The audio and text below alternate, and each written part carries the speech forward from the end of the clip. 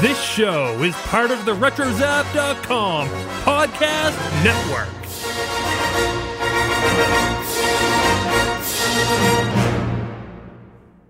And welcome everybody to a very special episode of the Animaniacs.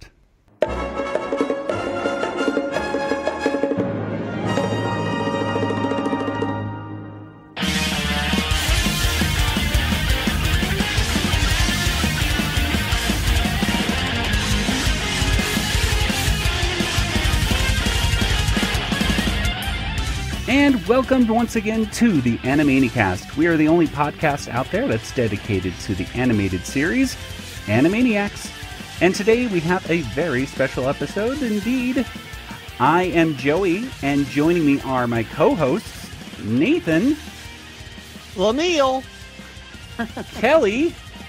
Hi there. And we are pleased to welcome back to the show the creator of Animaniacs, Tom Ruegger is here. Hey everybody. And joining us for the first time on the show is an actor, a puppeteer, and someone who's also responsible for writing some of the most hilarious episodes of Animaniacs. It's Mr. Paul Rugg. Hello! Hello, Paul. Hello, Tom. Welcome to the show. This is quite an honor having you both on here to talk about working on Animaniacs. And my goodness, just thank you so much for both of you being able to be on here at the same time. You're very welcome. Tom assures me that this is a paying gig. So, but anyway, I guess that's something he said not to mention. But I guess later on he said, just trust me, it'll all work out. So that's why I'm here. Yeah, we'll have to get... I'm still waiting for my check, actually, Paul, but they told me. Okay. It's in the mail. Yes. Okay. All right, cool. Anyway, today we are going to be talking mostly. Now, Tom wanted to call this just a tribute to Paul Rugg, but we're trying to call it just something in general. We're just saluting both you, Paul, and Tom's efforts on Animaniacs, and just really the wonderful stuff that came about because of it. And we have a bunch of questions to talk about, and I think we're just going to have hopefully a great discussion talking about it as well. But let's go ahead and just start, first of all, talking about, well, I guess before you got involved with Animaniacs, Paul, what were you doing?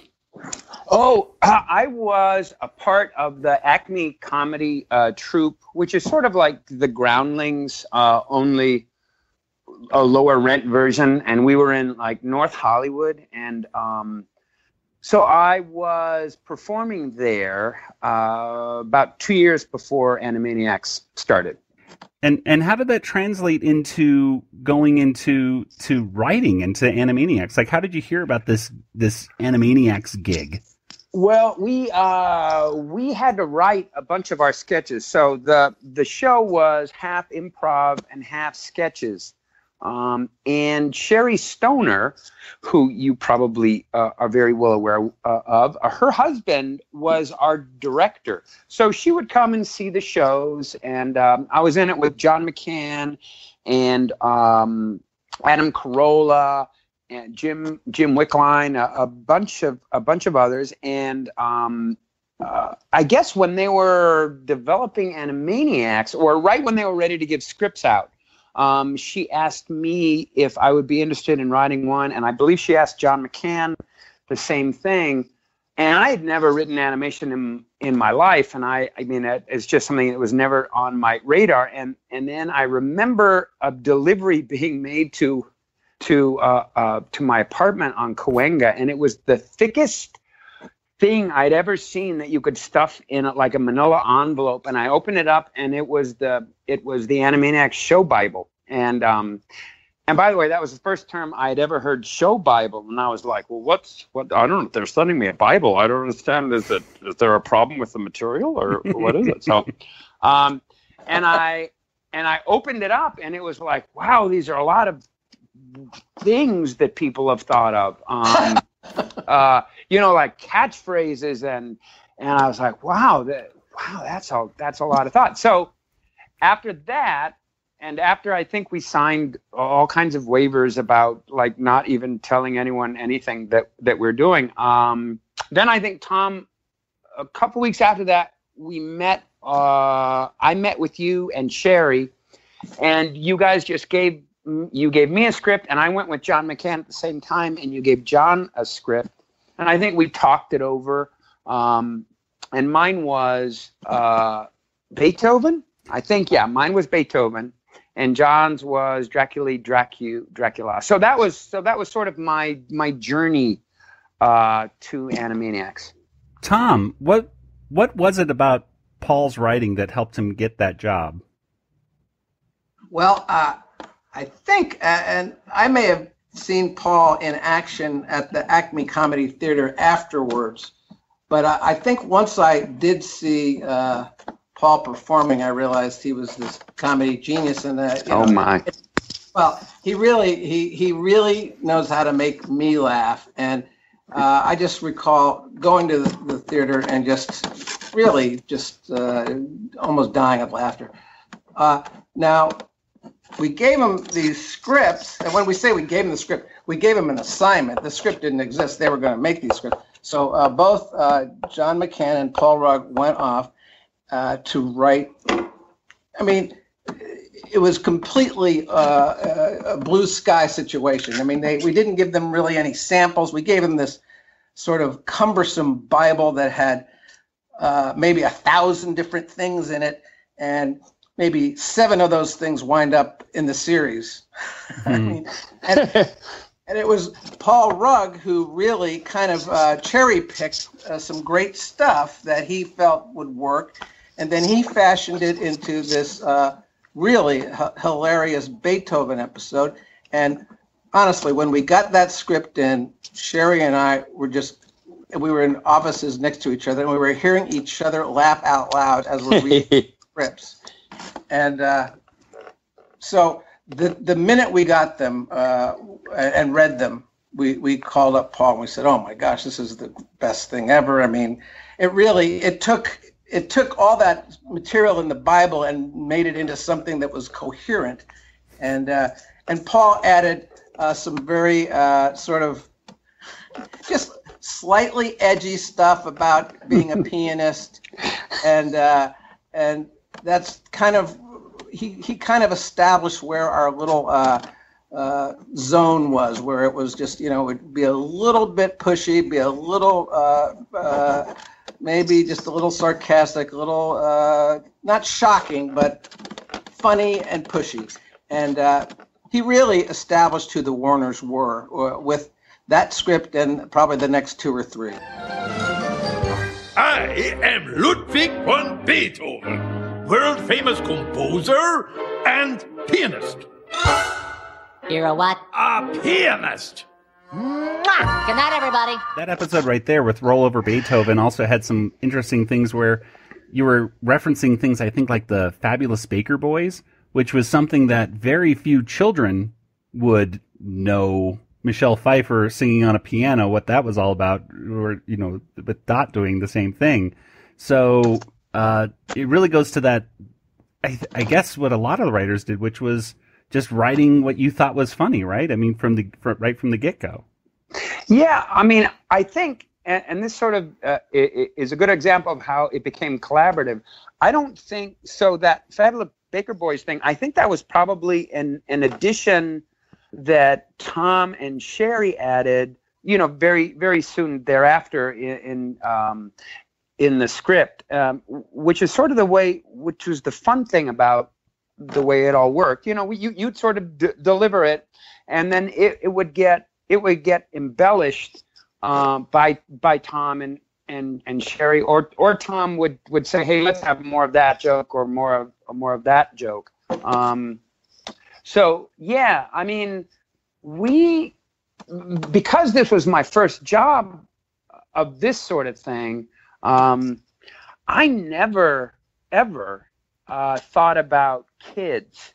I didn't, and I don't mean that in a bad way either. It was like, but I never thought about, well, will a kid get that?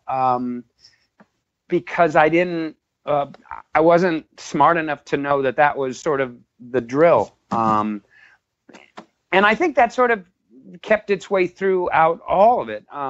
I don't think we could ever do a show like that where that question wouldn't be asked now. But yeah, so yeah, that was fun. And I remember in going through the Bible, like Tom says, there was so much stuff. There were catchphrases. There were just a ton of catchphrases. But something stuck in my mind that I think Tom and Sherry said to me as they were giving me that first script, which was that these characters are very similar to the Marx Brothers. And for me, that's all I needed to really know. So Yakka was Groucho, Dot was Chico, right? Yeah. And Wacko was sort of, yeah. And for me, that really, really, really, really helped. And, you know, they probably maybe don't come across as the Marx Brothers that much in the scripts, but it certainly helped me to understand the sort of pecking order of the characters and how they would relate to their villains per se, which weren't really villains. They were just sort of like Margaret Dumont characters. So that's what really helped me. Mm-hmm. Interestingly, I think that was one of the first episodes to be recorded, and you'll notice that Yakko in that one does sound a lot like Groucho. That's perhaps his most Groucho performance. Yeah. You. We're not you-yous. For your information, I'm a me-me. That's a he-he, and that's a she-she. And you're a pianist.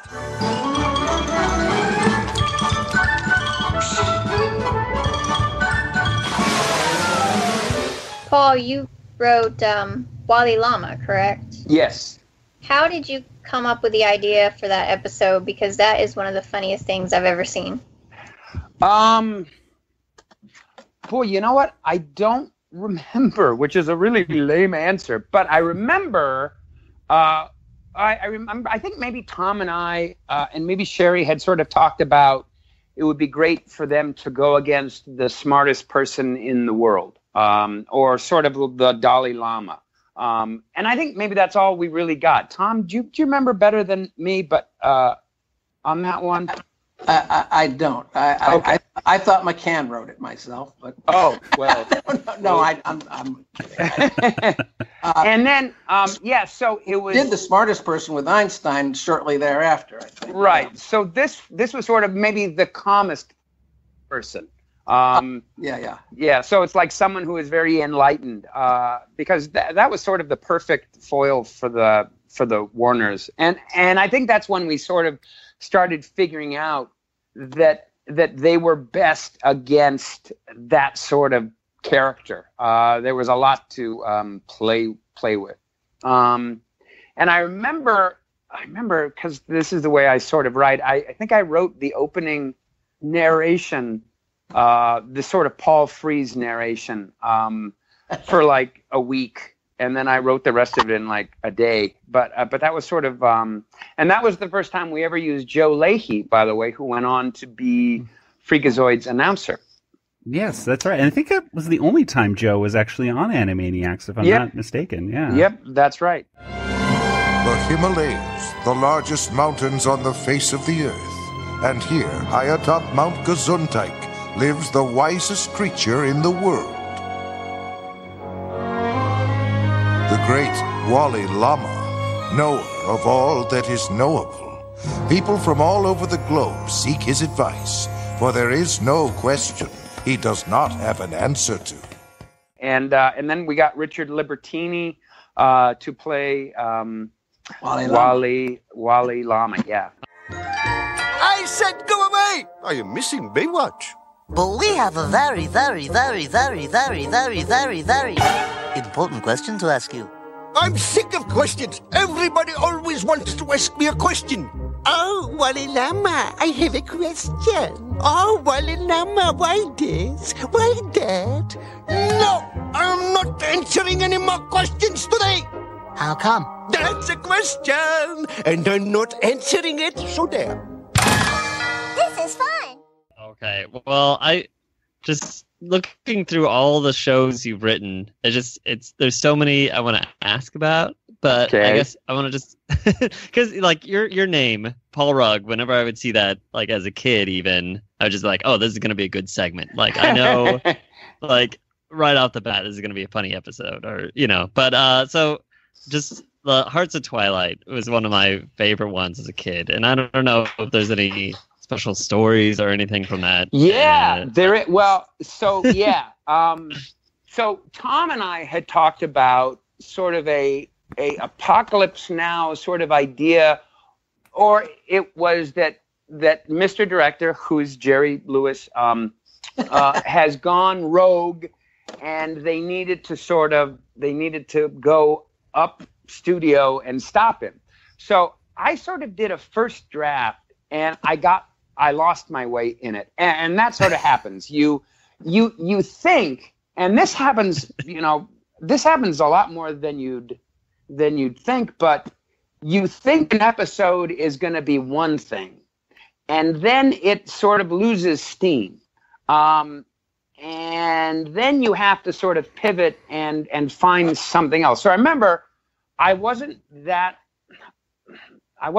advanced yet to know, oh, you have to pivot. The episode wasn't what you thought it was. And so I just sort of went with that first idea. And I remember giving Tom the script and him saying, I don't like it. But he had a way of saying, I don't like it, sort of like letting you know that he just didn't think it was very good. And then I remember I was like, well, because I was sort of new at this, and I'm like, well, I don't know what else to do with it, so I guess I'll just write a new thing. And Tom was like, no, that's not how this works. You sort of have to make this one better. So I remember I went back in and I was like, okay, and I sort of threw everything off, and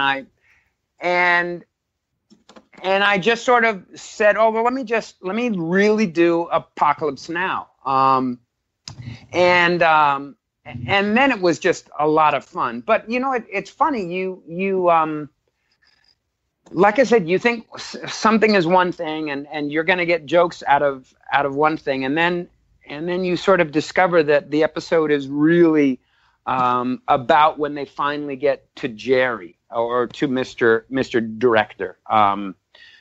And so, and I mean, that was it was a ton of fun when we finally sort of found out what it was and what it was all about.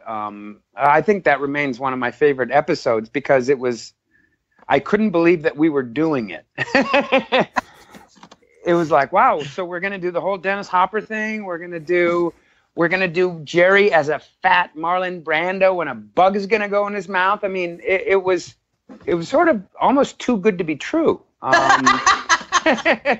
Because it was so obscure. But I guess that's when we could do that. And then eventually when kids or adults saw the documentary of the making of Hearts of Darkness, or making of Apocalypse Now, boy, would they be laughing. So yeah, that was a real eye opener that you could just go with your gut feeling and do what you thought was really funny. And then Tom was there to say, that's what I wanted. Mm-hmm. And that was fun. When Paul Rugg commits to a story like he did with that one, I mean, he pulls out all the stops, and that show, that episode, I have people coming up to me saying that's the best one they've ever seen. I mean, it's just beloved.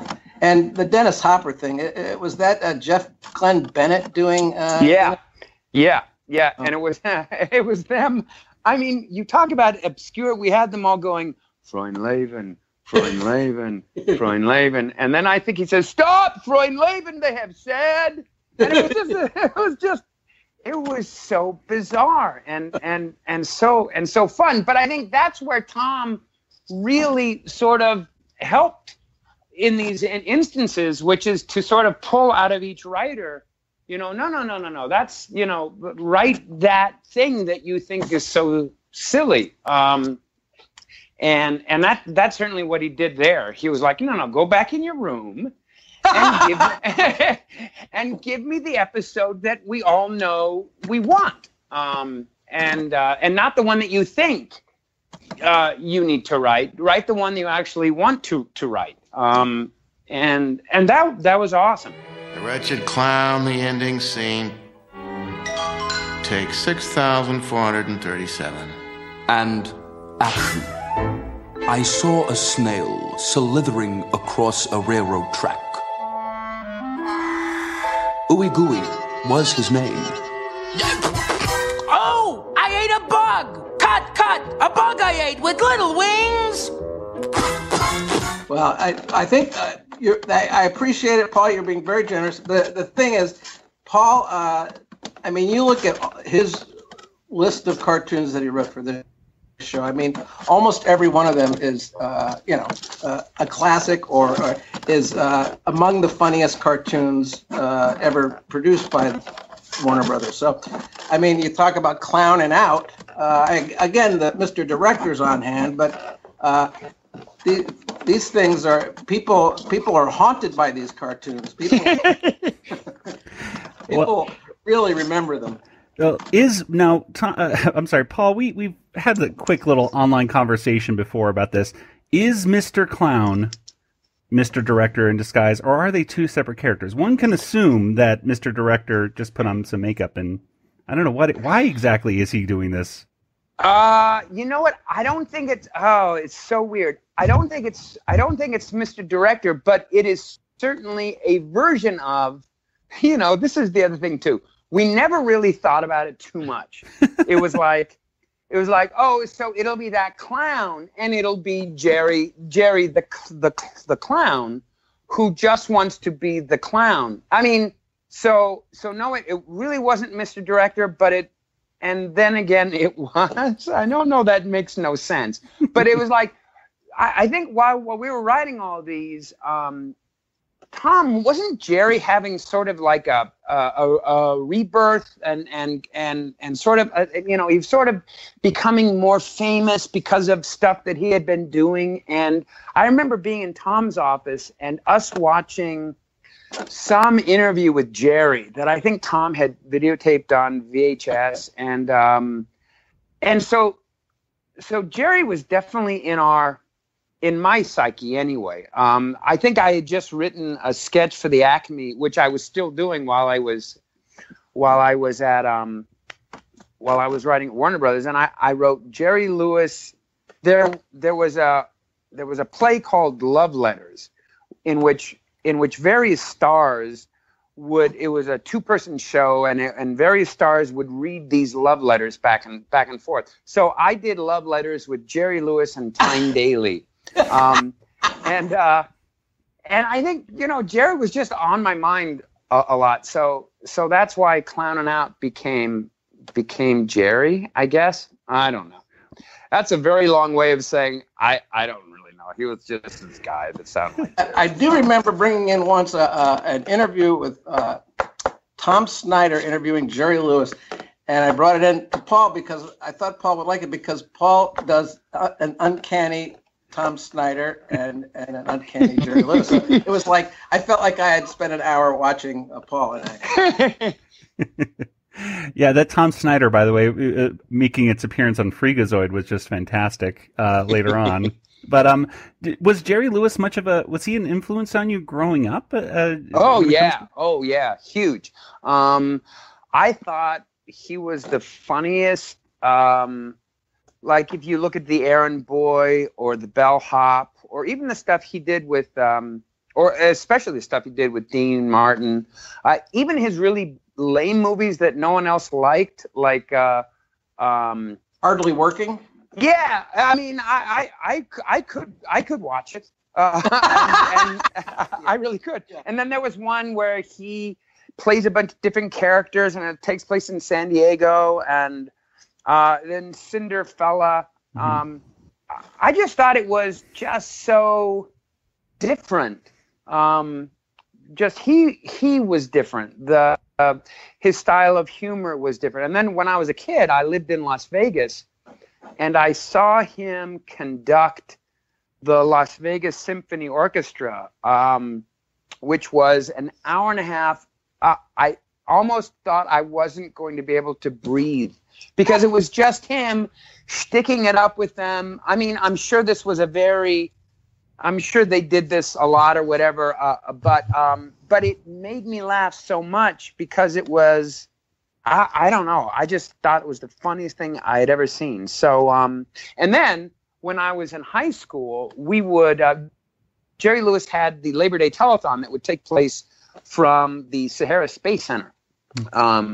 And we would go like at 2 a.m. when Jerry was really grumpy and very tired, and it was gold. It was, and that's when you would see him shove an entire glass up his mouth, or he would poop his keys or whatever. It was just like, it was so bizarre. So yeah, I was a big fan. One of our listeners, Eric Faulkner, asks, did Jerry Lewis ever find out about Mr. Director? Do you know about this at all? I don't know. Tom, do you know if he did? I can only imagine that it was shown to him, and but I've never heard. I never heard anything. Yeah, I don't know. Another one of the episodes that you wrote was Ups and Downs. Mm-hmm. And every time I'm in an elevator, I just want to sing Chopsticks the way Wally does. Sometimes I do if it's just me and friends. So where did you come up with the idea for that? Were you ever stuck in an elevator?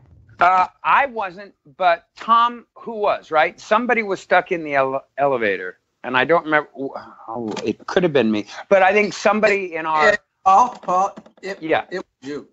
Okay, so it was me. So, yes. So, yeah, I think I was stuck in an elevator. You kept pushing the button, and you got the guy from the building. Right. Yeah. So, I think that, it's funny, because it goes on 25 years, and I wasn't sure if it was me or someone else. We had a very creepy elevator. So I'm sure it stopped many times. We also had a guard who had a monkey, but I don't want to go into that right now. He was very strange too. But so he did. You would walk into the lobby like on the first floor, and I used to get there early in the morning, and there was our guard who I was used to seeing, and then he had a monkey, and I was like, am I just too early? Is there really a monkey here? Anyway, I don't want to get into that. But So I think one of the things, so this goes back to one of the things about Animaniacs, and it was like, why would you ever do an animated episode that takes place in one room? But Tom didn't care. He was like, well, that sounds really funny to get Yakko and Wacko or Wacko stuffed with Scratch and Sniff in an elevator. And that was just a blast to write. See, when it came to like writing visuals and stuff, I was like, oh, and then the ball hits the leaf and it falls. I used to just go, I don't know what to write. But when it came to dialogue and situations and stuff, that's where I really had a great time. So that was really fun to write, and then to just show sort of the speaker when Goit Furman is talking. I don't know. I love that. I thought that was fun. Let's see now. Hello? I'm in an elevator not going anywhere. Is someone there? Hello? Anyone? Warner Brothers Maintenance Department. Hold on a sec. Hit it with the hammer, Big Ed. No, the hammer. That's a wrench. That long thingy's a hammer. Sorry about that. This is Goit Furman. What can I do you for? In answer to the question, I guess from what Tom says, I was stuck in the elevator. So that is why we wrote that.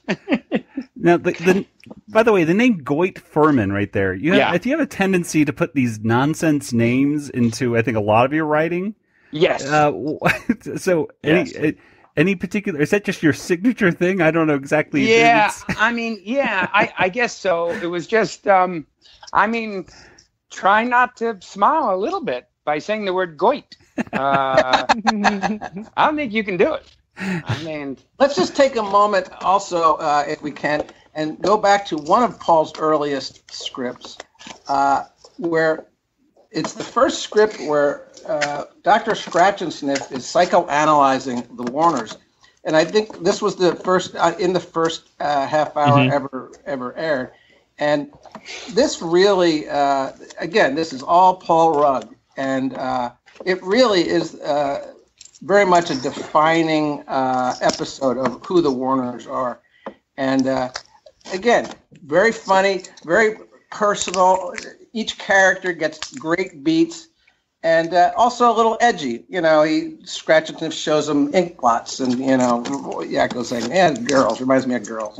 Why are you so obsessed with girls? Well, you keep showing me the dirty pictures. I mean, I suspect if we were to write, if Paul were to write it today, maybe we don't get it on the air. But but back then, it wasn't really it wasn't like the Kid Police for every cartoon show. We were making cartoons for anybody that wanted to watch. Right.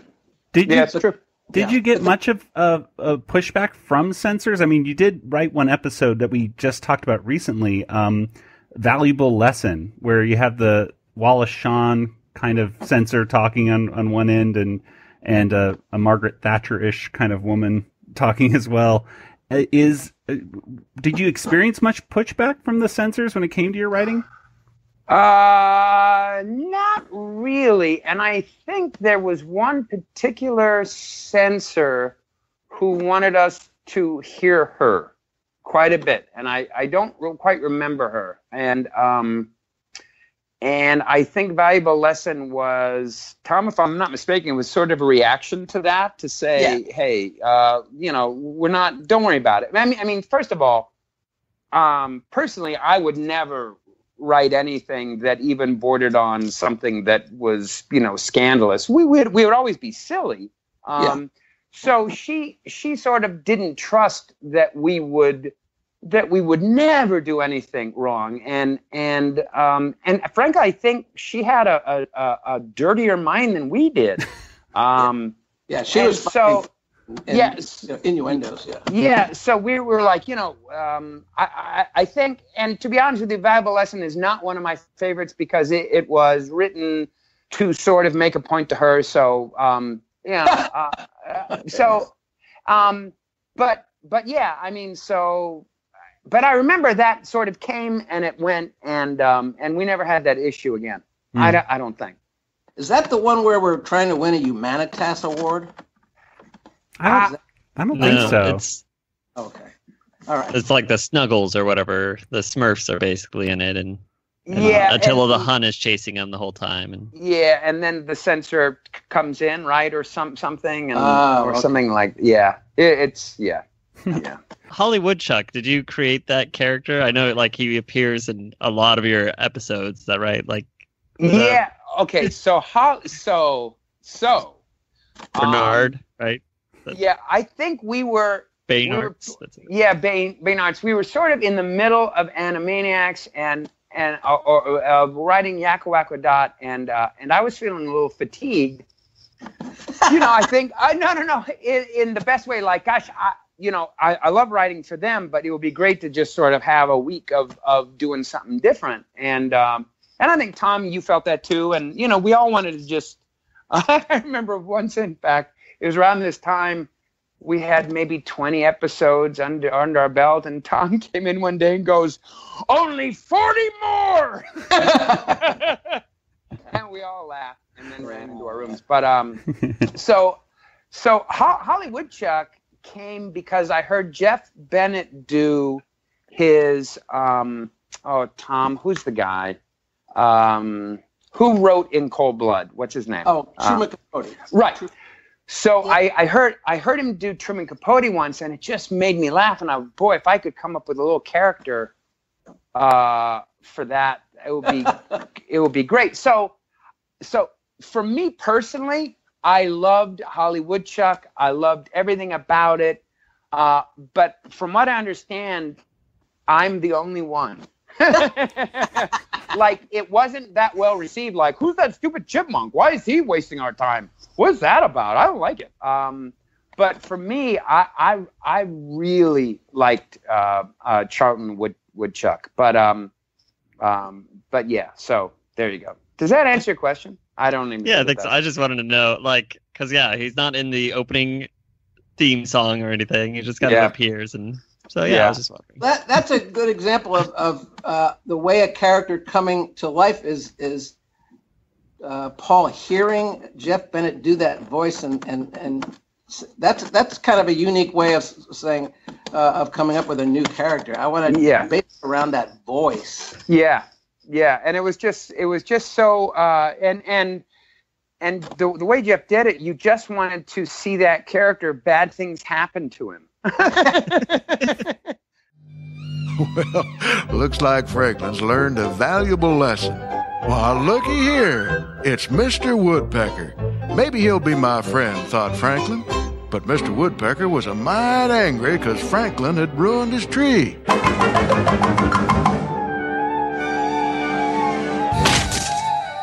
Poor Franklin. Won't anyone be my friend, he thought. Well, just then, Mr. Boa Constrictor came a-wiggling by. Maybe he'll be my friend. Could we stop a minute? Now, Franklin knew he wouldn't get eaten because boas don't like the taste of woodchucks. But still they tried. I don't know. Yeah. And he's a vindictive guy, too. He's keeping lists of people. And... I really liked it. And then I was always a big fan of Rex Allen and those old Disney nature shows like Charlie the Lonesome Cougar. And I think I was always walking around the office doing Rex Allen. So it was just sort of a way to merge, Charlton Woodchuck with this sort of Disney. Anyway, everybody, look up Charlie the Lonesome Cougar, and you'll see what I was going for, and then you will change your mind dramatically. That darn old cougar, Yeah. Right from the beginning, Charlie had made an acquaintance with all the neighborhood critters. But lately, a young raccoon seemed small for a playmate, and so did a fox cub. The pine marten never did see Charlie as a real close companion.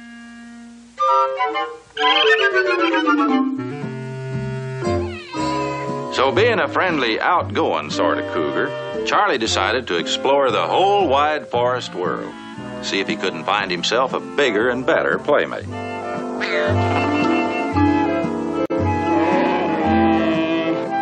Wow, what in creation were these? One sure was bigger, all right, but it just didn't have that fun-loving look.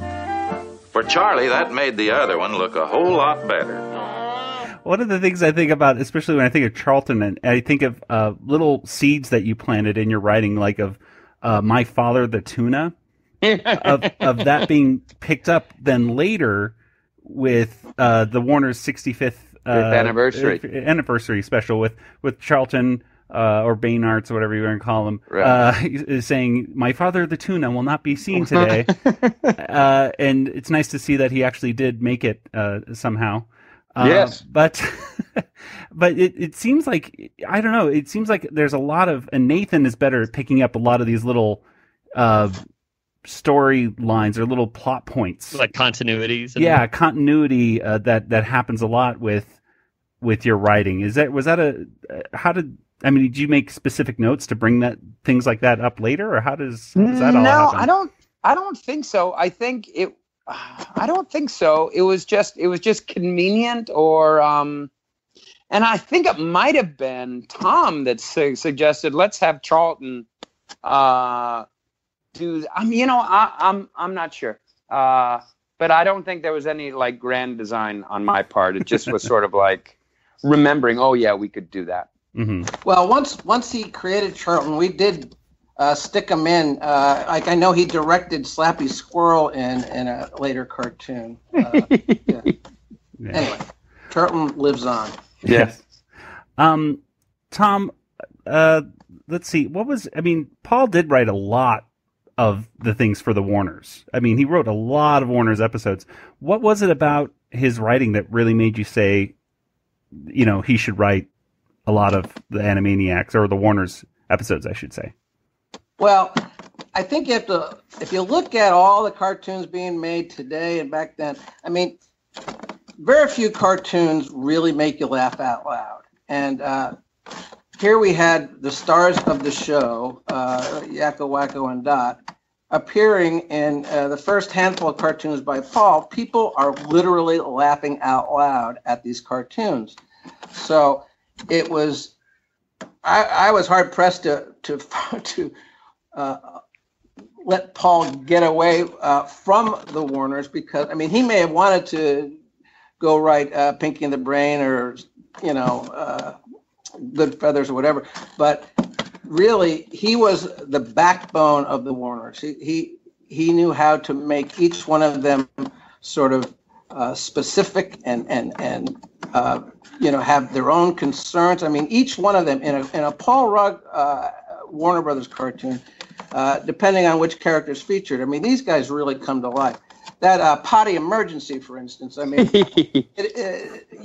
Wacko was never so real and alive than in that. And everybody in the audience, I mean, that's one that people just vividly recall. And everyone's been in that situation. And so Paul has that quality of coming up with great relatable ideas, but then he inherently is funny, and he imbues that funny into all those characters. So, I mean, Sherry's the same way with Slappy, where she really makes that comedy take off. I think Peter Hastings is particularly powerful in the comedy with Pinky and the Brain, and he's written they've all written great Warner cartoons as well, but Paul really defined those characters, and I mean, I really can't think of a cartoon that he wrote with them that isn't genuinely funny. Mm-hmm. Mm-hmm. Kelly, let's go back to you. Do you have any questions from the sheet, or just in general? Yeah, I'll ask a question from our fan. Absolutely. Cameron Brewer wants to know, does Lucky the dog still bite? Yes. Yes. Lucky the dog bites, and he was attacked by a dog on the beach, but luckily he survived, and he's fine, and it's made him even grumpier. So there you go. But he really was injured, correct? Yeah. We were, my wife and I were walking on the beach.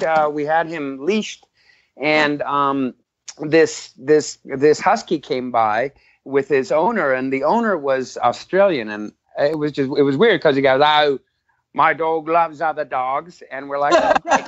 And then the moment he said that, all of a sudden we look, and his dog has literally got my dog in his mouth, and we're like, "Oh, that's unusual." And then he just sort of shook him, and my dog made a noise that I'd never heard, and I'm like, I don't think that's good for him.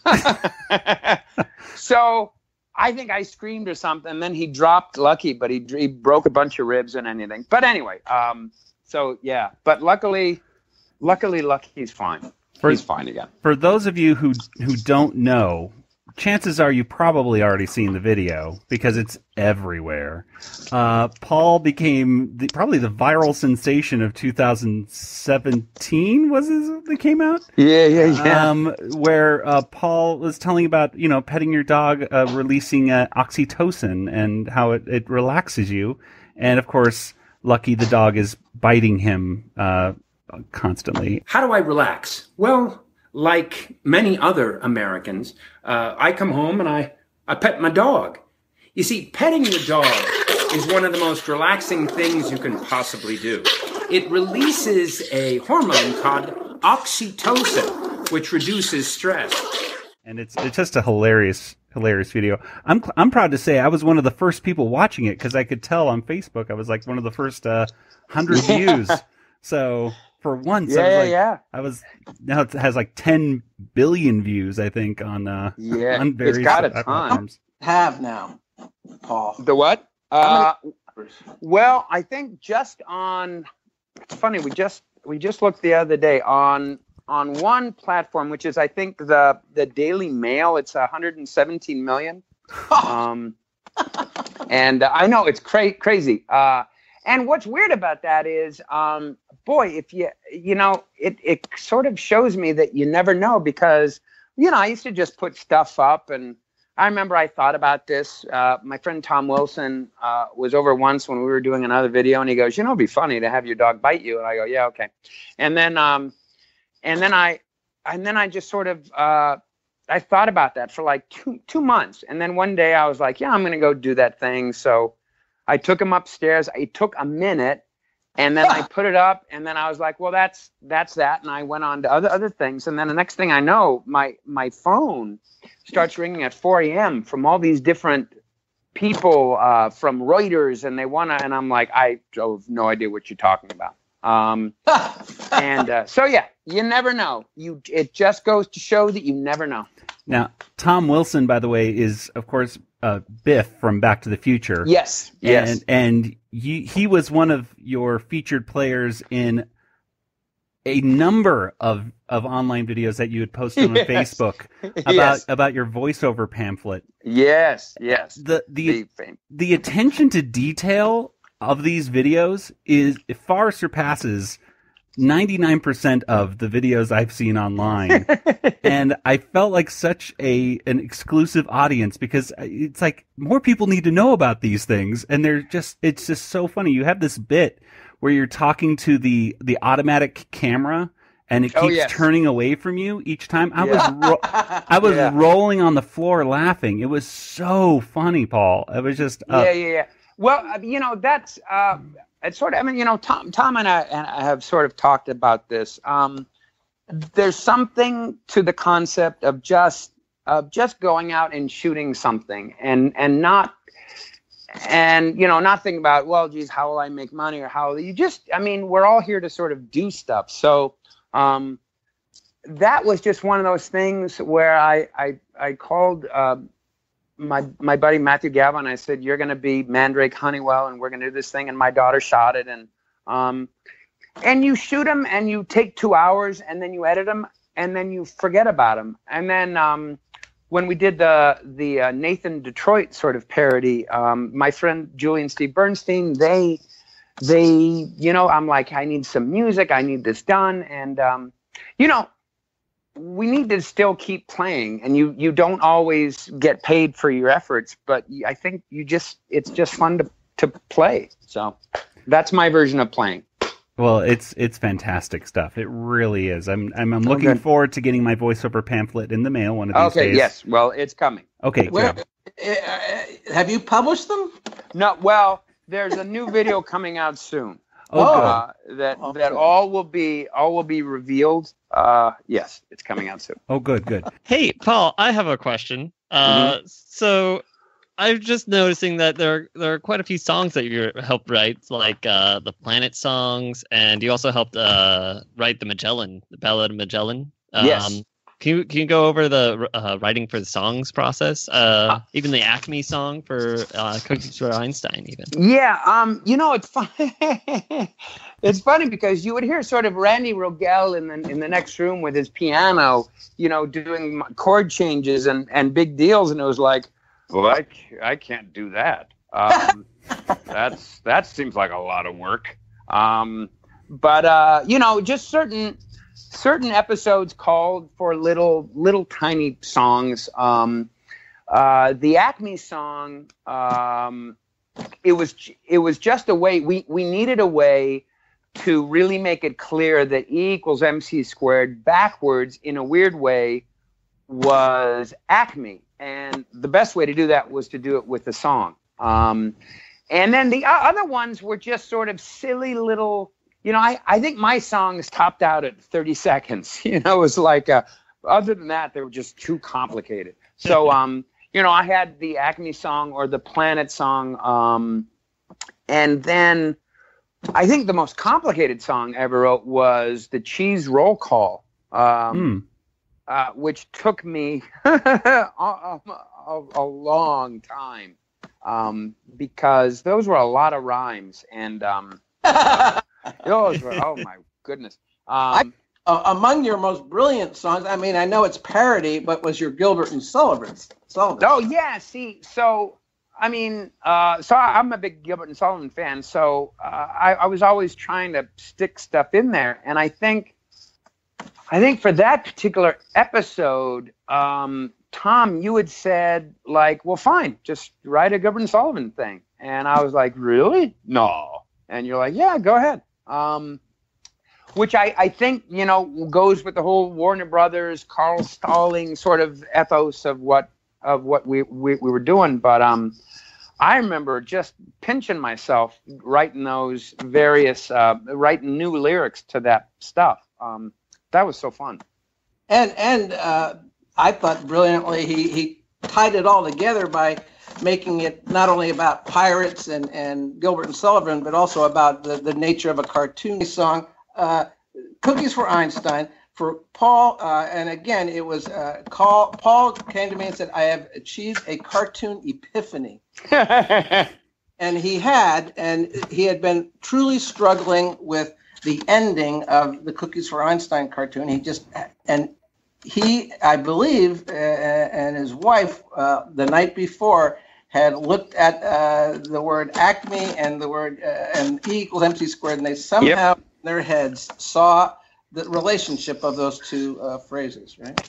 Yeah. I mean, I think most of it's funny, with most of the Yakka Wakka Da cartoons, you reach this point in every episode where you needed to turn, you needed it to all of a sudden have your big moment. And Cookies for Einstein, it didn't have that moment yet, or how it was going to work. And I remember I was struggling with it, and I wrote down Acme or something, and my wife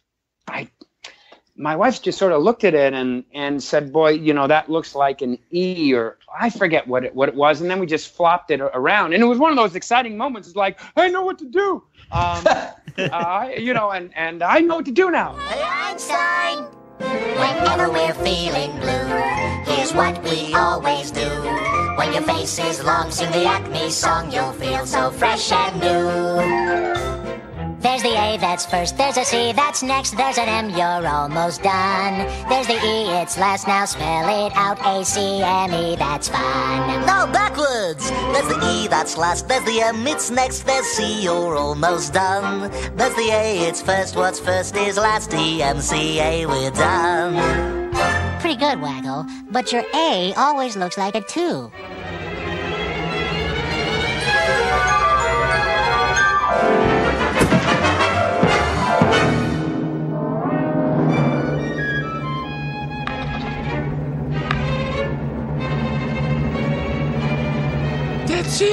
That's it! The theory of relativity. E equals mc squared. Energy equals mass times the speed of light squared. You kids is geniuses. E equals MC squared. E equals MC squared. E equals MC squared. And so many times, the Warner's cartoons, Yakka Wakka Da, there was that epiphanous moment. Like there was one I wrote, I think it was the one where we did the parody of Camelot. I forget what it was. Sir Yaxalot, I believe, yeah, right? Sir Yaxalot. And it was that same thing. It was like, how do the Warners fix this, or what's the big moment? And it was, I think, the word slay him. And then it occurred to me, oh, that's what a comedian does. So we would put it in we would do a stand-up routine. And it was those little moments that you'd always sort of like do a little victory lap. We had this office, and there was this interior sort of hallway. And when you would come up with these moments, I just remember going for walks and smiling, which was very uncharacteristic to me, because normally I was like, but the moment you come up with an idea, it was great. One of our listeners right here just asks, hi, Tom and Paul. I just want to say that you two are great comedic writers for Animaniacs and Freakazoid, and I want to thank you for being part of our childhoods. And she just wanted to talk a little bit about that collaboration process between you two and just other writers of the show. I mean, I think you talked about it a little bit, but is there any kind of things, was there a giant writer's room for this kind of stuff? Or No, there wasn't. And the reason I said, the reason I sort of jump all over that is because, the writer's room has become a big deal now, where if you sort of all join together in a room, you will be much more funnier than any one individual in their room could possibly be. And it's, I mean, I've been part of a writer's room, and it's horrible because you sort of sit, you sort of sit there and you sort of follow what's happening, and you just feel compelled every now and then to go. It reminds me of the old Monty Python sketch where everyone's sitting in the boardroom, and the one guy says splunge or splunge, and he goes, and that's sort of how a writer's room is. There's no thought to anything. It's just what's funny at that particular moment. So the way we wrote Animaniacs, and this is really, this all comes back to Tom, is we would all sit around, and Tom would say, "What are you doing?" And I might say, "No, I might say, well, I'd like to do the Warners go against Einstein." And like, good, you do that one. And sort of going down the line, and then saying, all right, everybody, you come back in a week with your completed scripts, and then we'll talk then. 9 times out of 10, it worked. I'm not saying there weren't always a lot of notes, or, maybe you should try this or try that. So there was a lot of that where Tom could mark up a script like nobody's business with his pen. But it always made sense. I mean, it was like that line you just did here, he would draw a thing, and it took a while to sort of figure out what all that was, but it always made total sense. So the collaboration was Tom saying, go write that thing, bring it back, then I'll look at it and I'll let you know how I think it could be better, or I think where you might have missed it. And that was always great. I was never, it's funny, I had a bet with Kathy Page, who was Tom's assistant at the time. Every time I would deliver a script, I always did it with such trepidation. And I would give her a $10 bill. And I would say, chances are he's not going to like this one. And she would always take the $10 bill, and we'd have this bet. Because you never knew, so the idea that we sort of all were in a room sort of riffing and then a monkey falls on his head. Right, Tom? We never did that. Ever. And quite honestly, I can't imagine how a really coherent story is going to come out of that. If you're just making a series of physical gags where people are getting knocked out, I suppose you could do it. But these were Animaniacs. They were stories. They had beginning, middles, and ends. And the writer's room can, I suspect, I don't know how they would achieve that, really. Yeah. And you sort of have to be a certain breed of person. For me, very loud, don't you? Yeah. Well, you have to be loud, and you have to sort of enjoy that collaboration. What's great is to sort of talk with somebody, and then eventually take great delight in when they leave the room, and then you can shut the door, right? And you can go, okay, I'm through with that now. Now I can do my own thing. But some people thrive on it. I've never thrived on sitting with another person writing, because I feel like the pauses we need to fill with talk. So I've always tried to avoid it. I've never been a big fan of it. And quite honestly, we had this great staff, great gang of really funny, brilliant writers. There's Paul and Sherry and Peter and John and Deanna and Nick Hollander, and we had others coming and going. I'm sure I've forgotten someone, so forgive me. And one or more of them might be stuck on some little spot in the story, and whether they would touch base with Paul or Peter or Sherry. Or I mean, there's a lot of kind of sharing of thoughts and ideas.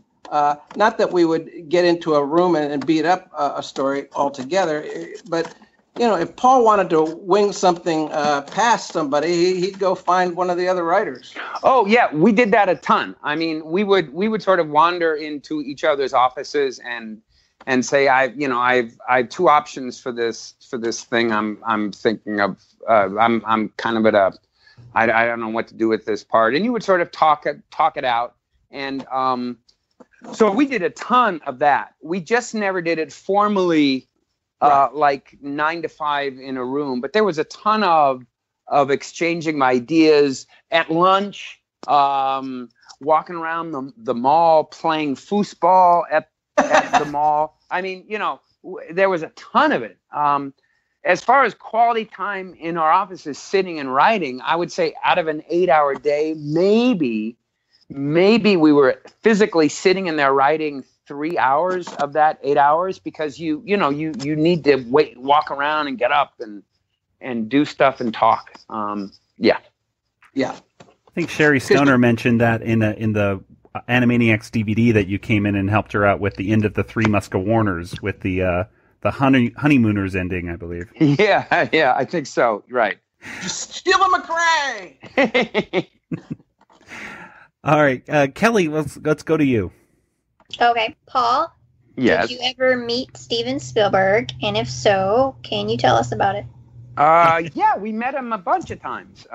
He came to the office like 4 or 5 times, and then I believe we went to his office a couple times, 3 or 4 times. I think, Tom, when we were pitching out ideas for the movie, we went and met with him, met him at the party. He was always very he's a big fan of what we were doing. So that was always cool. Although it was always weird when Steven would show up at the office, because everyone was all of a sudden a little bit different than they had normally been. Everything was like a very like you never looked at the clock more on a day when you knew Steven was coming. It was like he had to be there at 9, and you didn't want to quite go anywhere in case you missed him. So you'd be like, well, I wonder where he is. I believe he should be coming soon.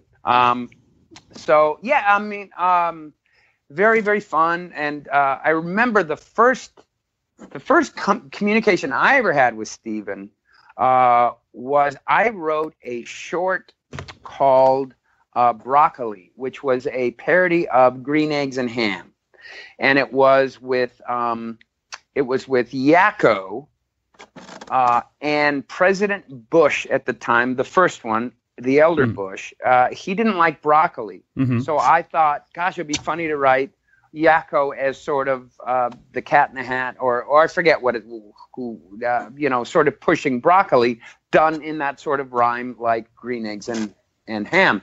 And I remember, Tom, it was a short script. It was like 4 pages or something. It wasn't very long. Do you remember this, Tom? Oh, definitely. Yeah. And so Tom sent that off, and I remember I had been there for like 2 months or something. And the next thing you know, Tom comes into my doorway and he goes, I have something very special for you. And I was like, what? Oh. What is it? And he was like, we just received this. And it was a memo from Steven, and like written to me. And it was like, what? And it was like, Paul, this was really clever and really fun. Thank you so much, and keep up the great work. And so yeah, that was and then we eventually didn't do it because that was around election time, and it looks like Clinton was going to win. So we actually didn't ever do that piece. But yeah, Steven was. Did we, Animaniacs, did we ever do that? The broccoli cartoon? No. I swear. No. There was a Dr. Seuss parody. There was a Kid in the Lid one, but it was not with President Bush. No. Yeah. This was brutal. Yeah. So it never got made, but I still have the memo. Oh. So there you go. You know what, Paul? I think we did it on Hysteria. Oh, really? Yeah. I think we. I'll check it out. But okay. Yeah, I'll check on that. Yeah. It sounds very familiar because we had someone doing Bush's voice, and yeah. Anyway. Oh, okay. All right. Never throw out a good idea. That's right. Now, a nice, relaxing dinner with my first lady, Barbara. Oh, George. I am Love Kiddington. Love Kiddington is me. Would you like some broccoli? I do not like this broccoli. I do not like it. Let me be. Would you like it with some corn eaten from a flugelhorn? I would not like it with some corn eaten from a flugelhorn. I do not like this broccoli. Now go away and let me be. Well, of course, later on, Paul, you and Tom were working on a fantastic show together, Freakazoid, which, my goodness, that's a whole other can of worms. And we'd love to have you guys on when it comes to the topic of Freakazoid and how that all came about. But Nathan, I think you have a question that deals with Freakazoid, right? It's roughly Freakazoid because it's about the Freakacon that happened a little while back. And I guess I just wanted to ask how you guys came up with the idea to even do it, and will you guys do another one anytime soon? I guess. Well, the idea, Tom and I, it's so funny because, we're always seeing, everyone going off. Yeah, I'm going. I'm going off on Friday. I'm going to Vancouver to the Wonderpalooza, to talk about My Little Kitten or whatever that we made 20 years ago. And we're like, Tom and I are like, really? Well, okay.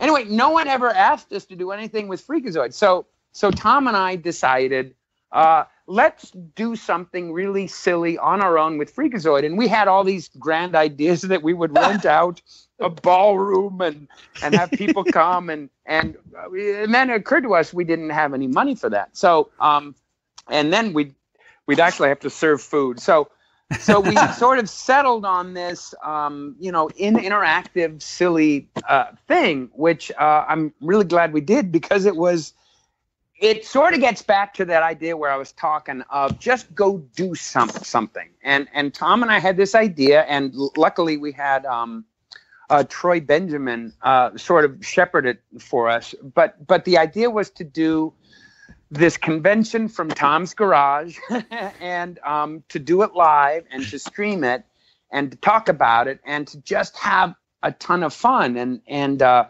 know Tom and I sort of stressed over it, but ultimately when I think we were doing it, it was so much fun. So anyway, it was just our way of sort of parodying cons and to just to have a good time with it. And so I think we'll do another. Don't you think, Tom? I think we will do it, and it'll be. I think we had great experience. We learned a lot, and I'll bet we'll do something maybe a little different, but maybe better. Who knows? Yeah. Fun. Well, the replay can be seen at facebook.com/Freakacon, and I know it's also on YouTube as well. It's an hour-long special, really, and it really does run a lot like an episode of Freakazoid. I mean, you have Joe Leahy doing the announcer and introducing different segments. You have a lot of fantastic weird montages that go on throughout the. A lot of bear attacks and things like that, I believe. So Paul Dean's in it. Mitch Shower shows up. We have Julian Steve Bernstein. Yeah. And we have a phone call. We have a great audience member too. Yeah, we have an audience member. So a special call-in guest, right? Like. Yep. Oh, well, oh no, don't tell that. And and you did have a little bit of trouble with your gardener, but I think everything worked out just fine, other than that hiccup. But gotta get rid of him. Okay. Well, this has been a fantastic treat. Again, thank you so much, Paul and Tom, for being on the show today. It's really been an honor, and we hope to have you on again someday to talk about. Well, more about Animaniacs and especially Freakazoid as well. Sure. Fantastic. Fantastic. Well, I guess let's go ahead and wrap it up, and we'll get to some contact information. Kelly, where can people get in contact with you online? You can email me at kelly@bigshinyrobot.com or on Twitter at YodaPrincess, YODAPRNCSS. Nathan, what about you? I'm on Twitter, Django FT, that's me. And let's see, Tom, where can people get in contact with you online? I have Facebook. I have my blog, right? Cartoonatics. And Cartoonatics.blogspot.com, I believe. Look at that. Thank you. Paul Rugg, let's go to him. Oh, I'm on all your medias, basically. Very, very different medias, social medias. I'm at Twitter at PK. Oh boy, I don't even know. But I'm there. It's at PK Rugg, if I'm not mistaken. Yes, that's it. And then I put up some silly videos on YouTube from time to time. At my channel is Paul Rugg's Freundleben, so you can just type that in.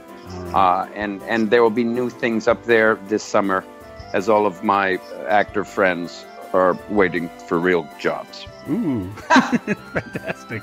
Yeah. All right. Well, thank you again, guys, for being on the show. And as for the Animaniacast, you can get in contact with us on Facebook, on Twitter, on Instagram. You can join our Discord channel, which is discord.animaniacast.com. And if you like this show, hey, listen to our other ones in our archive over at animaniacast.com. And leave us a positive iTunes review if you are so inclined. 5 stars makes us very happy, and we all say Freundleben every time we see one.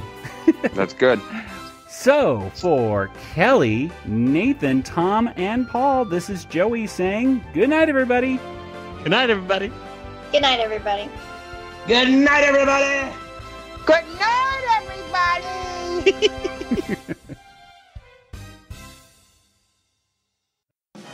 This podcast is not endorsed by Warner Brothers or Amblin Entertainment and is intended for entertainment and information purposes only. Animaniacs, the Warner Brothers logo, all names, pictures, and sounds of the Animaniacs characters or any other Animaniacs-related items are registered trademarks and or copyrights of Warner Brothers, Amblin Entertainment, or their respective trademark and copyright holders. All original content of this podcast is the intellectual property of the Animaniacast unless otherwise indicated. Take the word animal, transpose the letters N and M, and you get aminal. That, in a nutshell, is comedy.